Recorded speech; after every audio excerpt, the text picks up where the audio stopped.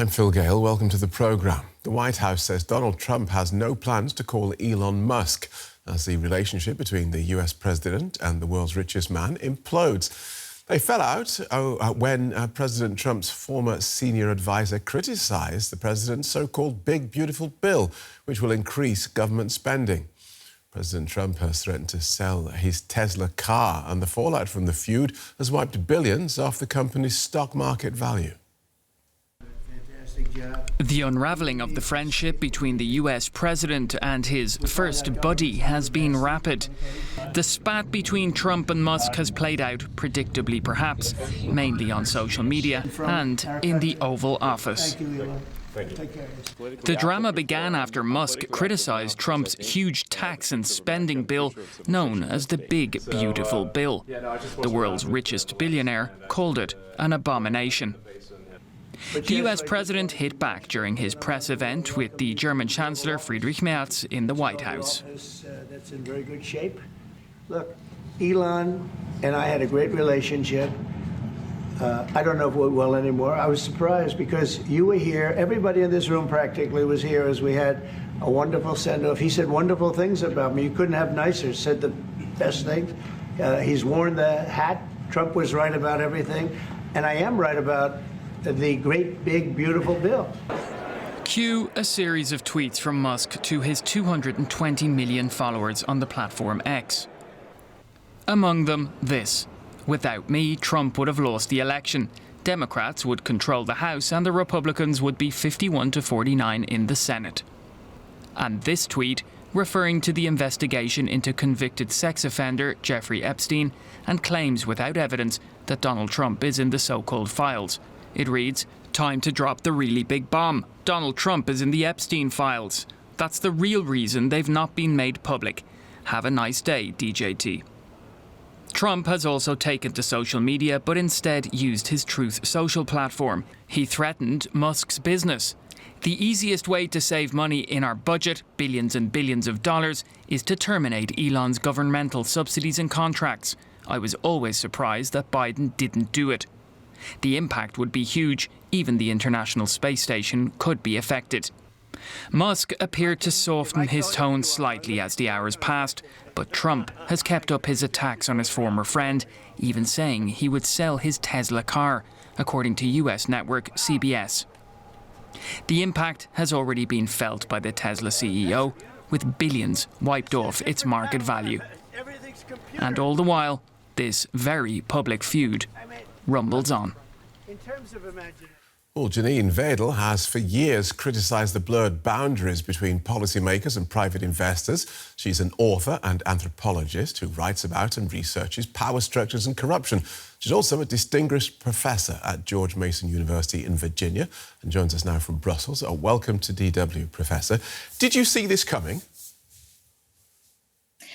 Well, to be honest, yes, people who have been studying oligarchs like myself for many years were taking bets about just how many weeks or months Elon Musk might last. Why is that? Because one thing we know is that oligarchies are inherently unstable. Sooner or later, they start sparring with each other, and sooner or later, there are breakups and reconfigurations. And that's exactly what we've seen here. This bromance lasted, under 5 months? Not even 5 months. So they're inherently unstable, and there's nothing particularly surprising about this. It's really interesting that you use that term, oligarch, because, of course, this is a term that we always tend to associate with Russia and very rarely apply to the United States, but the facts do seem to fit. Do you see this breakup as a good thing for American democracy? Well, it's very hard. It's very hard to say, and of course, this breakup may not last. What we do know is something about the role that the effects of the role of Elon Musk's actions in government so far. As your viewers no doubt know, he presided over something called Doge, which was not really a bona fide government organization. It wasn't a legitimate office or agency. It operates outside the rule of law. He was the public face of it. And he went around with this team of, well, he wasn't often in person, but his team of very, very well educated in digitization young folks with backpacks, 19, 20-year-olds were running around getting rid of, firing thousands of employees, getting rid of entire agencies, gutting others, having reductions, massive reductions in the employees. So imagine the scene. All of a sudden, a backpacked kid shows up with a few other people about 19 or 20, and here you have senior people who have devoted their whole careers to a particular subject and excelling, and here they are being told that they're essentially nobody. So but this was, to be fair, this was government policy. This was the policy as outlined by the president. So I wonder, is the presence of these oligarchs in government policy circles necessarily a bad thing, especially in a mature democracy that has other branches to contain the presidency? Well, the point here is that those other branches, which are supposed to contain this sort of phenomenon, were not consulted and were totally bypassed. So you mentioned Russia before, and this is exactly what we saw in Russia during the 1990s under privatization, when all of these riches were being divvied up against oligarchs and they were killing each other often and so on. And it was done through presidential decree, through the president, the office of the presidency, without the role of Congress, without Congress bypassing all of the sorts of the mechanisms that might be in place to protect people. And so that's what happened here, that Congress was completely bypassed. Musk was unelected. No one voted for him. He wielded informal power. Informal power is a real key here. And I think it is very troublesome for democracy and for national security when you see this level of informal power that is being wielded outside the actual system of law. Fine, but that has now ended, as we have established. You've been studying elites and the behaviour of powerful people for decades, I understand. What do you think will happen next? Well, first of all, I would say that Doge continues. Elon Musk might be gone, but this unelected sort of agency, this agency that hasn't been vetted, continues to run around and do its thing. And the damage, tremendous damage, has been done to institutions that took years to create, to laws and legal precedents that took years to create. So the damage has been done,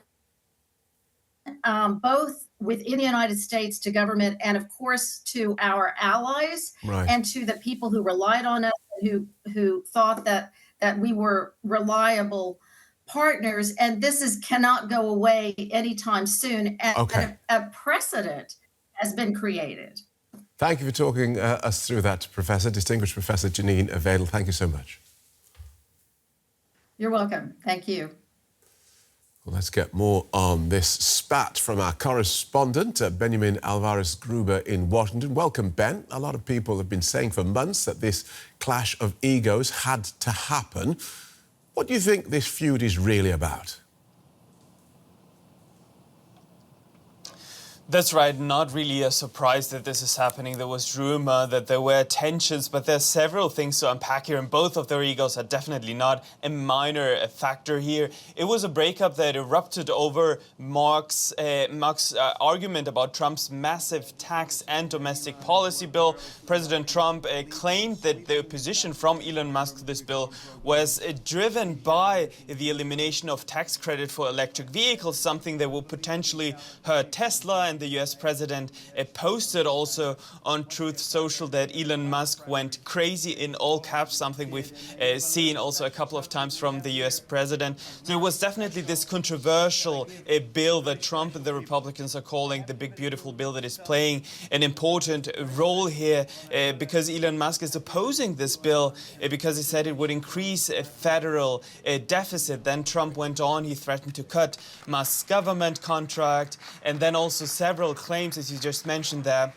Elon Musk, that Trump appears on the Epstein files without providing any evidence to that claim. He could have access to that, so that would, of course, take all of this to the next level. Earlier today, both said that they would not speak to each other to kind of settle things down, but of course, that's one of the top topics that several people, not only here in DC, are monitoring quite closely. This is, however, more than just an entertaining sideshow. This is having real-world consequences. It is having real financial consequences. We're talking about the President of the United States and the world's richest man.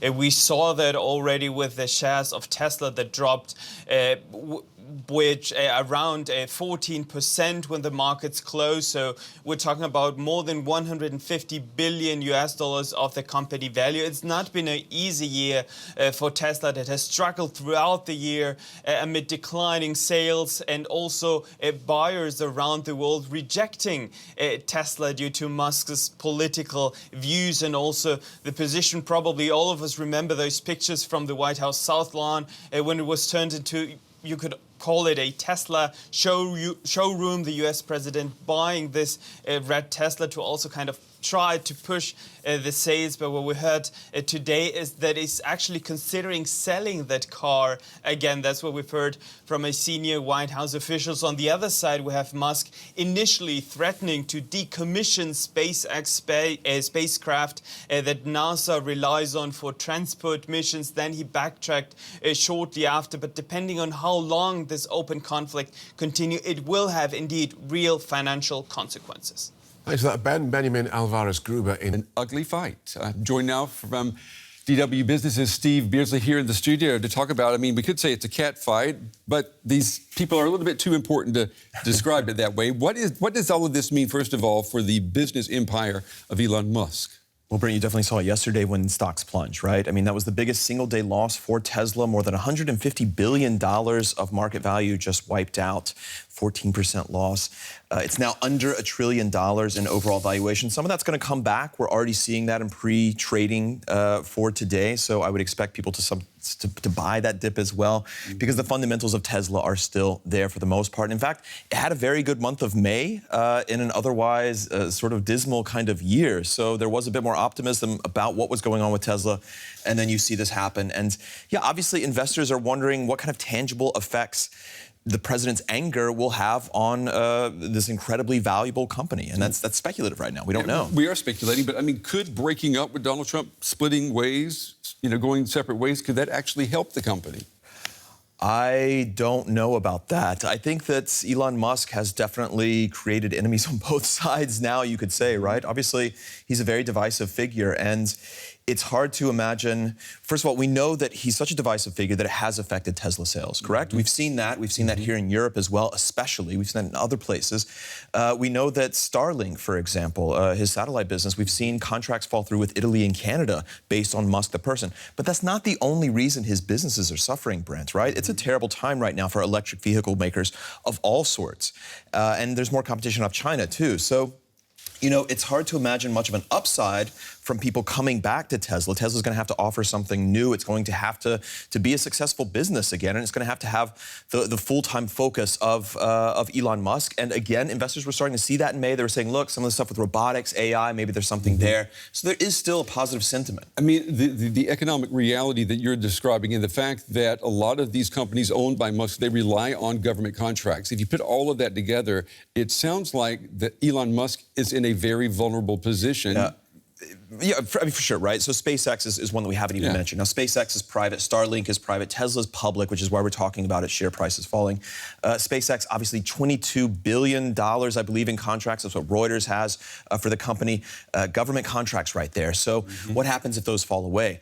Now, you could argue that it's not just a one-sided relationship there, right? NASA relies on the Dragon capsule from Elon Musk, from SpaceX, to be able to ferry astronauts to and from the International Space Station. That's the only American-made system right now on offer. So when we saw him threaten to decommission that, that's obviously what he was pointing to.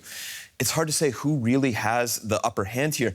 Going back to Tesla, though, we know that there are a number of regulatory and investigative government-led investigations that have basically been on ice since Trump came into office. I think we've seen one study was more than $2 billion in potential liability facing Tesla. A lot of that's sort of been sitting on ice. If that comes back, then in theory, that could be problematic. Okay, DW Business's Steven Beardsley. Steven, good to have you in the studio. This was a topic that some people say they saw coming. Not everyone did, though. Thank you.